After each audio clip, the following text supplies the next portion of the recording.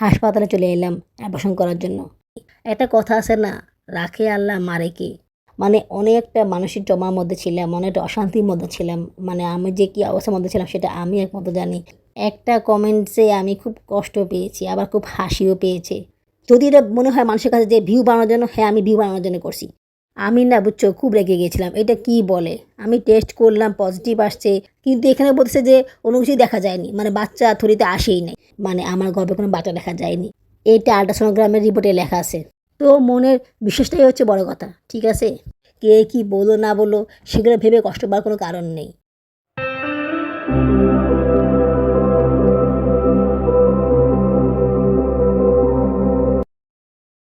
হাসপাতালে চলে এলাম অ্যাবর্শন করার জন্য। আজকের দিনে ভোরবেলা প্রথম প্রেগনেন্সি কিট দিয়ে টেস্ট করেছিলাম, আর আজকের দিনে হাসপাতালে আসতে হলো। আসলে আজকে হাসপাতালে যাওয়ার কোনো নিয়ত ছিল না। বাবার আবু চেঁচিয়ে করে অফিস চলে গিয়েছেন, তারপর অনেকবার ফোন দিয়েছেন, অনেকবার কথা বলেছেন। তারপর হঠাৎ করে ফোন করে বলেন, তুমি আমার সাথে চলো, হাসপাতালে চলো, ডাক্তার দেখাবো। তো উনি যে আমাকে অ্যাবর্শন করার জন্য নিয়ে যাবে সেটা আমাকে বলেননি, শুধু বলছে যে ডাক্তার কী বলে আমরা দেখা করি ডাক্তারের সাথে। তো আমি যে ডাক্তার দেখাই সেই ডাক্তার কাছে বলেছে আমাকে নিয়ে যাবে। তো আমিও চলে এলাম। তারপরে এখানে আসার পরে শুনি অন্য কথা, ডাক্তার নেই, অন্য ডাক্তার আছে। মেডিসিন ডাক্তার আছে যে 24 ঘন্টায় থাকে। তো তাকে দেখালাম। সামনে দেখো পর্দা খোলা একজন ঢুকতেছে, ওই ডাক্তারের কাছে দেখিয়েছিলাম। আসলে কি বাবুরাব্বু জানে যে ডাক্তার নেই, তারপরে উনি আমাকে মিথ্যাতে বলে নিয়ে আসছেন অ্যাবর্শন করার জন্য। ওনার মাথায় এখন একটা ভূত চেপে গিয়েছে যে বাচ্চা নষ্ট করতে হবে। মানে এটা ছাড়া ওনার শান্তি নেই। ডাক্তার কাছে যাওয়ার পরে বাবুরাব্বু সব বলল, আমাকে কিছু বলার সুযোগ দিল না। তারপর উনি বলল যে এখন তো কিছু করা যাবে না, আগে আলট্রা করান, আলট্রা করে দেখি যে বাচ্চাটার কী অবস্থা, কতটুকু আছে, তারপরে দেখা যাবে। তো এই জন্য আলট্রা রুমের পাশে বসে আছি আর অনেক পানি খাচ্ছি। পানি খাচ্ছি কি উনি আমাকে ঠেলে ঠেলে পানি খাওয়াচ্ছেন, পানি খাও, আরও পানি খাও, প্রস্রাবের বেগ বাড়াও, বেশি করে পানি খাও। দেখো আমার চেহারার কী অবস্থা। সেই ভোরবেলা উঠেছিলাম আর ঘুমাতে পারিনি, আর একটুখানির জন্য ঘুমাতে পারিনি বাবুরাব্বুর জন্য। কিছু খাইনি, না খেয়ে আসি, মনে করে যে অবস্থা অনেক খারাপ হয়ে আছে আমার। শরীরটা অনেক দুর্বল আর কাহিল লাগতেছিল, মাথাটা অনেক বেশি ঘোরাচ্ছিল। তারপরে কষ্ট করে বসে আছি। মন ভালো থাকলেও সেই মনটা এখন আর ভালো রইল না। মানে আমি যে প্রেগনেন্ট হয়েছি সেটা আজকে বুঝতে পারলাম, সেই মজাটা, সেই আনন্দটা কোনো কিছু আমি করতে পারলাম না। মানে অনেকটা মানসিক ট্রমার মধ্যে ছিলাম, অনেকটা অশান্তির মধ্যে ছিলাম। মানে আমি যে কী অবস্থার মধ্যে ছিলাম সেটা আমি একমাত্র জানি, আর আল্লাহ জানে, আর আমার বাচ্চারা জানে। ওরা দেখেছে যে আমি কতটা কষ্টের মধ্যে ছিলাম। ওজন মেপেছিলাম 78 কেজি। আশ্চর্য হলেও সত্যি, আমার ওজন এখনও 78 কেজি। মানে 1 কেজি বাড়েও নেই বা কমেও নেই। দেখো কত হাঁটতেছে আমি। প্রেগনেন্সি হলেই না আলট্রা করতে অনেক ভালো লাগে, একটা অন্যরকম ফিলিংস হয়। কিন্তু প্রথম দিকে আলট্রা করতে খুব বিরক্ত লাগে। মানে প্রথমে বেগটা এত বেশি হওয়া লাগে যে অনেক বেশি বিরক্ত লাগে। অনেকক্ষণ ধরে অপেক্ষা করতে হয়, এটা ভালো লাগে না। আসসালামু আলাইকুম, আমার চ্যানেল এবং পেজে তোমাদের সবাইকে স্বাগতম জানাচ্ছি। তোমরা সবাই কেমন আছো? আশা করি আল্লাহর রহমতে ভালোই আছো। আমিও ভালো আছি আলহামদুলিল্লাহ। দেশে এবং বিদেশ থেকে যারা আমার ভিডিওটি দেখতেছো তাদের সবাইকে জানাই আমার পক্ষ থেকে আন্তরিক অভিনন্দন ও ভালোবাসা। নতুন আরও একটি ব্লগ নিয়ে আবার তোমাদের সামনে হাজির হলাম। আসলে আমি জানতাম যে বাবুরাবু এইসব কোনো কাজ করবে, এটা আমি আগেই বুঝতে পেরেছিলাম। তারপরে আসলাম। কেন আসলাম?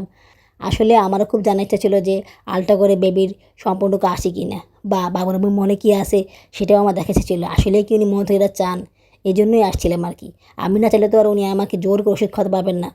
সেই বিশ্বাসটা আমার আছে। উনি আমার প্রতি চাপ সৃষ্টি করতে পারে, আমাকে মানসিক ট্রমা দিতে পারে, বাট জোর করে তো আমাকে উনি ওষুধ খাওয়াতে পারবে না। সেই শক্তি বা সেই ক্ষমতা, সেই সাহসটা ওনার নেই। ওই দেখো কিছুক্ষণ পর পর এসে আমাকে শুধু পানি খাওয়ায়। মানে আমাকে যে উনি কত বোতল পানি খাইয়েছেন তার কোনো হিসাব নেই।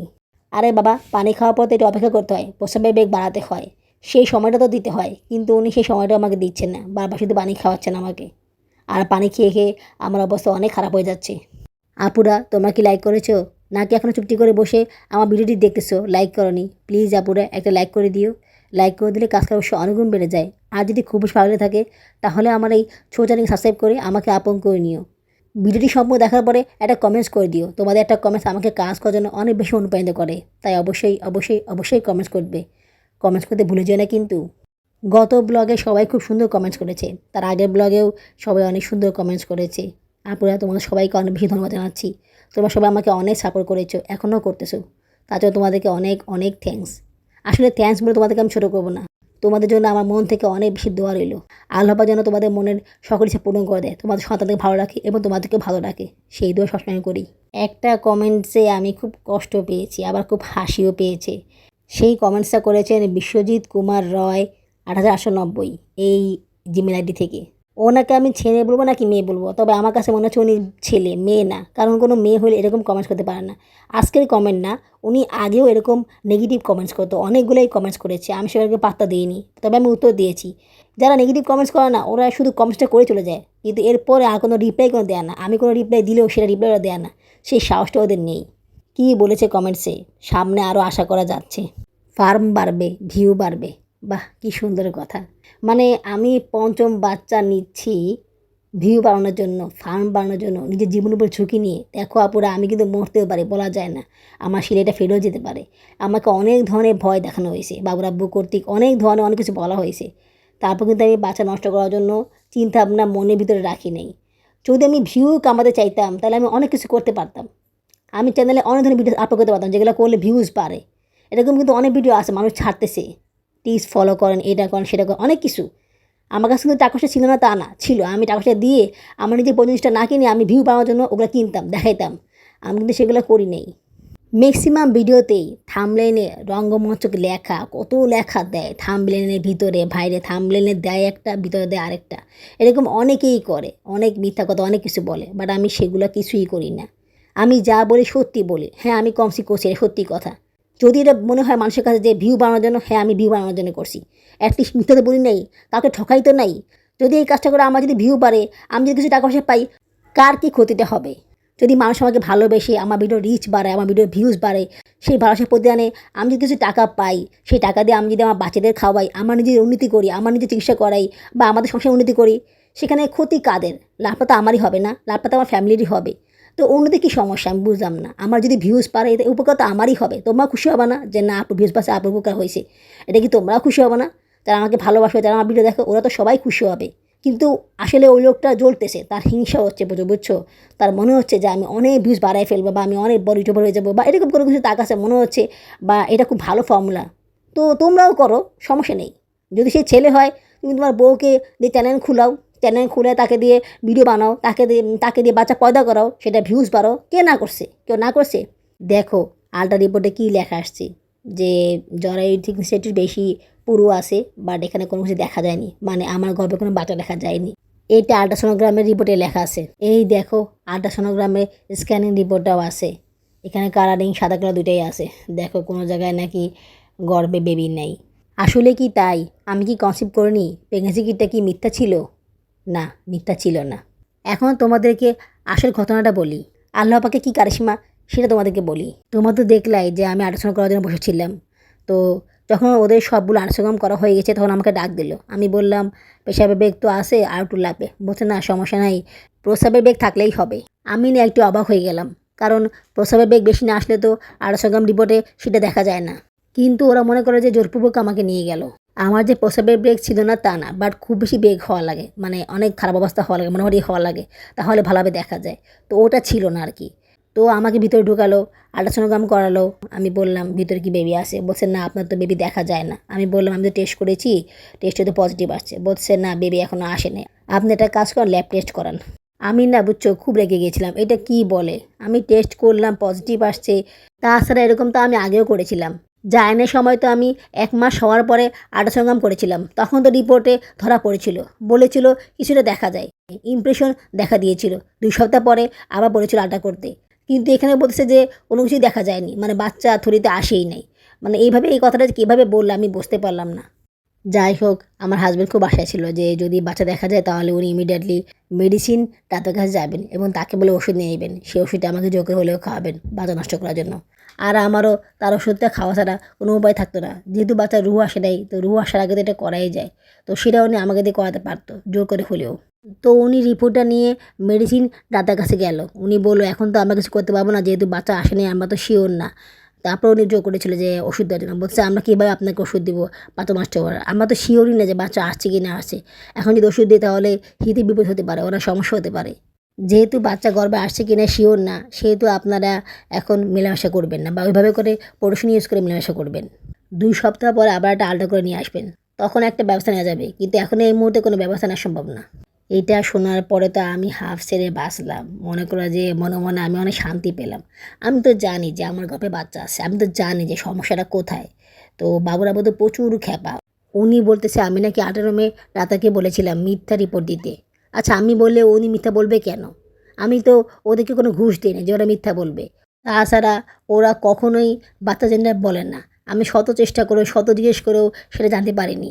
আর এসব বিষয়ে ওরা আমাকে সাহায্য করবে? কখনোই না। ওরা যদি আমাকে সাহায্য করতো তাহলে যখন আমি ৩-৪ বার আল্ট্রা করিয়েছি, বাচ্চার জেন্ডার জানতে চেয়েছি, আমি এটাও বলেছি যে আমার একটা ছেলে আছে।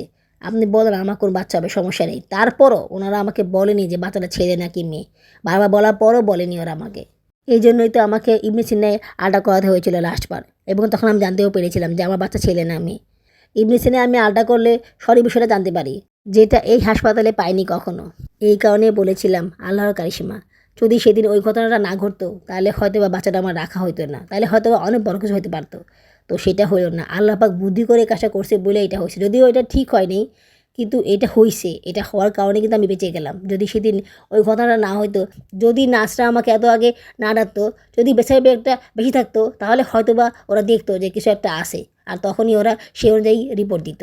আমি না থার্ড সিজার করার সময় চিন্তা করেছিলাম যে আমি একটা কপার টি লাগাবো পেটে। অনেকে লাগায় 5 বছর তফের জন্য। তো আমি ঠিক করেছিলাম যে 5 বছর জন্য লাগাবো। 5 বছর পরে আবার বেবি নেবো, যদি নেওয়ার ইচ্ছা হয় আর কি, সেরকম পরিবেশ থাকে। কিন্তু আল্লাহ পাক আমাকে চোখে আঙুল দিয়ে দেখিয়ে দিয়েছেন যে কপার টিটা কত খারাপ, কতটা ইফেক্টফুল হতে পারে। কারণ থার্ড সিজারের সময় হাসপাতালটা মনে সে দেখা হলো যে মহিলা খুব খারাপ অবস্থা ছিল। সেই মহিলাটির প্রচুর ব্লিডিং হইতেছিল। তো তার অবস্থা অনেক খারাপ হয়ে গিয়েছিল কপার টি দেওয়ার কারণে। এই কারণে আমি সেই সাহসটা আর করিনি, সে কাজে আমি ঢুকিনি। একটা কথা আছে না, রাখে আল্লাহ মারে কে। তো এটাই হচ্ছে মেইন কথা। যাকে আল্লাহ রাখতে চায় তাকে আল্লাহ রাখবেই। দুনিয়ার কোনো শক্তি তাকে আঁকাতে পারবে না, দুনিয়ার কোনো শক্তি তাকে নষ্ট করতে পারবে না। আর যাকে আল্লাহ রাখতে চায় না তাকে কেউ রাখতে পারবে না, কেউ না। দুনিয়ার কোনো শক্তি তাকে রাখতে পারবে না। সব কিছু বলে আল্লাহ পাকের হাতে। না হলে কেন কেন একটা দিনে ভুলের জন্য আমি কনসিভ করব? না হলে কেন আল্ট্রা রিপোর্টটা ভুল আসলো? এরকম তো আসার কথা ছিল না। এরকম কেন আসলো? এই বাচ্চা পেটে নিয়ে আমি কি করিনি, আমি যা আমি আগে কখনো করিনি, সেটা এই বাচ্চা পেটে নিয়ে করেছি। ওদেরকে নিয়ে স্কুলে গিয়েছি। যে স্কুলে আমি যাওয়া বন্ধ করে দিয়েছিলাম বাচ্চা পেটে আসার পরে, সেই স্কুলে আমি গিয়েছি, স্কিপ করতে পারিনি। আমি বাচ্চাদের নিয়ে ঘুরতে গিয়েছি, বাজারে গিয়েছি, অনেক সময় অনেক কাজে ঘর থেকে বের হয়েছি। মানে কোনো টাইম টেবিল নেই, প্রয়োজন হয়েছে বের হয়েছি। তো এসব অনেক কাজই আমি এই প্রেগনেন্সিতে করতেছি, করব। কিন্তু আগে প্রেগনেন্সিগুলোতে কিন্তু এগুলো করিনি, ভয়ে ছিলাম বা যাইনি। তো আল্লাহর রহমতে কোনো সমস্যা হয়নি। আল্লাহ পাক সব কিছু ঠিক রেখেছেন, ইনশাল্লাহ ঠিক রাখবেন। তো মনের বিশ্বাসটাই হচ্ছে বড় কথা, ঠিক আছে? কে কী বলো না বলো সেগুলো ভেবে কষ্ট পাওয়ার কোনো কারণ নেই। আমি যেহেতু একটা বড় ডিসিশন নিয়েছি, আল্লাহ পাকে সেটা ব্যবস্থা করে দিবেন। আমি তো কোনো অন্যায় করিনি, আমি তো কোনো ভ্রূণও নষ্ট করিনি, আমি তো কোনো ভ্রূণ হত্যা করিনি। তাহলে আমি কেন কষ্ট পাবো? তাহলে আমি কেন অপরাধী হব? আমি এখানে দোষ কাউকে দিতেছি না, কিন্তু একা আমার কেন দোষ হবে? যে আমার একা দায়ভার থাকবে, কেন থাকবে? যাক, তোমাদের কাছে সব কিছু খুলে বললাম, বলতে পেরে অনেক বেশি ভালো লাগতেছে। কমেন্টসে জানিও আমার কথাগুলো তোমাদের কাছে কেমন লেগেছে। আজ এইটুকুই, আগামী ব্লগে দেখা হবে। আল্লাহ হাফেজ।